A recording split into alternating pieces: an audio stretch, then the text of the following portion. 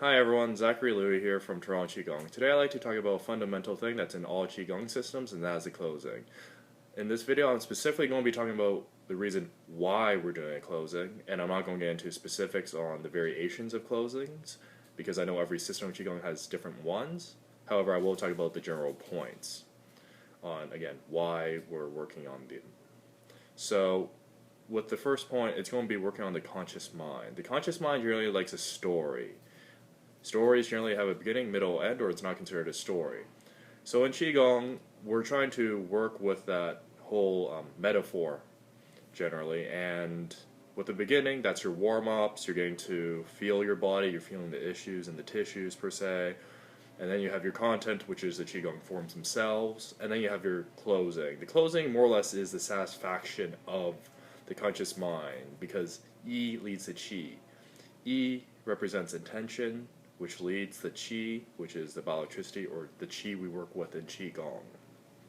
So, when we do a closing, we're saying to ourselves, we are completely done for the day, we are done for this form, and I can move out into everyday life, and I don't have to worry about anything else. It's finishing things off completely, and that's very important, at least from a conscious standpoint, because if we don't, you're just going to be more or less confused. You may not think of it that way, but it just may feel a little bit off to you. So we're trying to more or less set habits in the future for full closure. So when we do something, say in just general life, we go at it fully and we complete it fully. That's why we generally don't stop in Qigong till we do a full closing. So it's that whole metaphor of keep going till you're completely done, which is just great life principles in general. The second one would be the subconscious mind. The subconscious mind works on various principles, and the analogy I'm going to like to make for it would be the supercomputer and a child.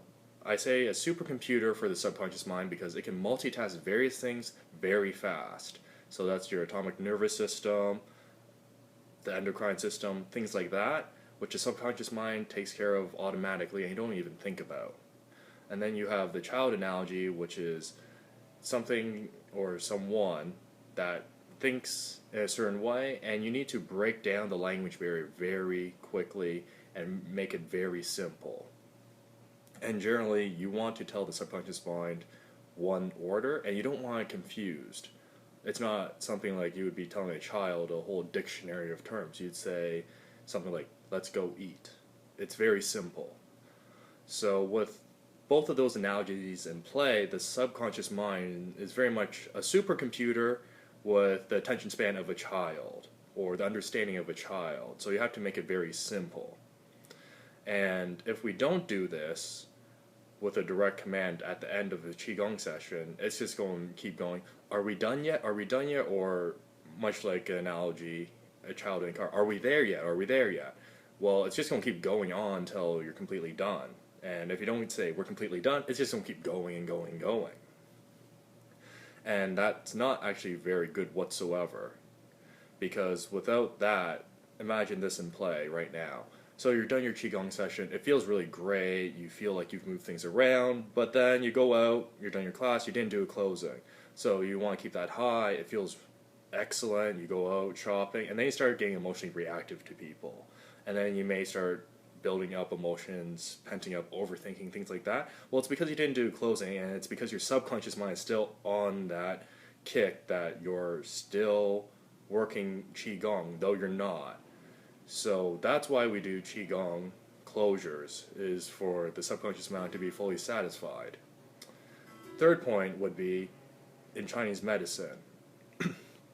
In Chinese medicine, we have something called the Wei Qi field, or that defensive Qi field around your body. Now, there's many different layers of that, but we work through all of them in Qigong regardless of what we're doing. And with that field around us, and in Western terms that would be an aura, we are moving energy in Qigong. You can view it from a bioelectric standpoint, electromagnetic standpoint, being yang energies, or magnetic energies, being yin. And when we're doing Qigong, we're moving these energies around, we're going to be supplementing the deficiencies in the body, and we're going to be draining excesses in the body, and we're just going to move things around to more or less keep a balance and make a uniform energy body by the end of practice. If we don't do a closing, we could run the risk potentially of, well, there's excessive parts here, there's deficient parts here, and though they moved around, they may just stay there. And we don't want stagnant energies in the body. We want to take in what we can flow through naturally and what we can absorb, but if we can't take it in, we need to disperse it into the earth below us. Hence, you'll find in most Qigong closures, you're going to be working with electromagnetic yang energies because they are, by their nature, dispersive. So when we pull down energies that are yang and do a uniform sweep of the energy body and push them into the earth, being the yin, we don't have any issues of balance, and we're always going to be balanced regardless when we do that.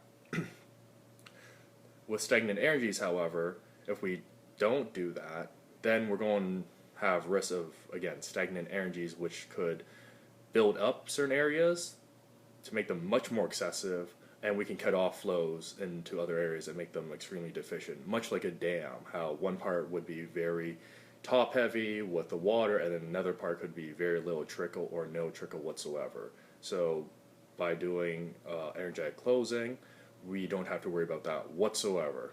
The last point I'd like to make is sealing. Now, generally in all Qigong forms, you're always going to have your hands. It's different for the sexes. Females are going to have right hand over left. Males are going to have left hand over right. Again, that depends on your system of Qigong, since it can vary up. However, with sealing, it's always going to work generally on the lower dantian, which is 4 fingers directly underneath your belly button. That is Ren 6 in Chinese medicine terms, and the name is Qi Hai, or Sea of Qi. This is generally considered your lower dantian in Chinese medicine, or even in Qigong, and it's technically viewed as your center of gravity. Why is this so important in this particular point for sealing? Well, we're trying to work with the lower dantian, or the lower elixir field. And when we're storing energies into this area, the sealing is kind of more or less like we're just putting money in the bank.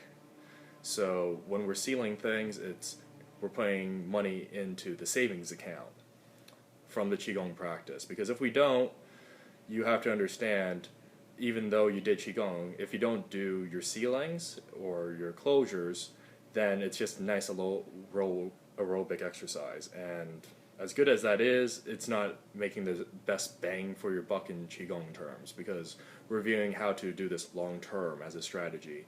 So we want to store the energies that we've collected or flowed through in the actual Qigong session, and we want to store it in here, and with that, we don't really have to worry about long-term issues. Now let me define that a little bit more. When we're storing energies in the lower dantian, if we view it as a bank, if something tragic happens, or life just happens as it usually does, and we get very stressed out, where do you think those reserves come from to deal with it? It usually comes from our congenital qi or our DNA. Hence why you see people who are extremely stressed out, they seem to age much faster. So in Qigong, what we're trying to do is we're trying to collect qi, flow it, and then store it, which is the sealing. And by storing it, when we have those things that happen, we can always go into our energy reserves that we've cultivated, and we don't need to go into our actual DNA reserves, which would age us. And by doing that, we have a buffer zone, which is why we do Qigong partially from a vitality or health standpoint. Once that's done with the sealing, we more or less feel much more vitalized, we feel healthier, things like that. And then it makes sense why all those 3 other terms I've talked about add into the sealing later on. So if you found this information helpful, go to torontoqigong.com, subscribe to the YouTube channel, since there will be more videos coming up on a weekly basis, and do share this on Facebook and Twitter.